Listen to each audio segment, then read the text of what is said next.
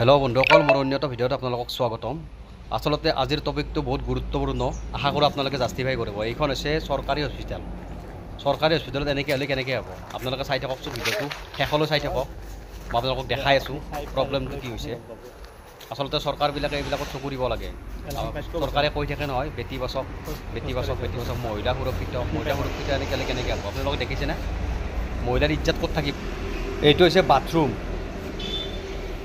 দেখিছেনে মহিলা একেলগে আছে। আপুনি কওকচোন যে মহিলা এটা পেচাব কৰি থকাৰ সময়তো গম নাপাব না? যদি ল'ৰা এজনে পেচাব কৰিব যায় তেতিয়াহ'লে মহিলাটোৰ ইজ্জত ক'ত থাকিব? আপোনালোকে নিজে চাওক না কিবা দৰ্জা আছে না কিবা আছে। আপোনালোকে চাওক মহিলা এইটো হৈছে মহিলা এইটো হৈছে পুৰুষ।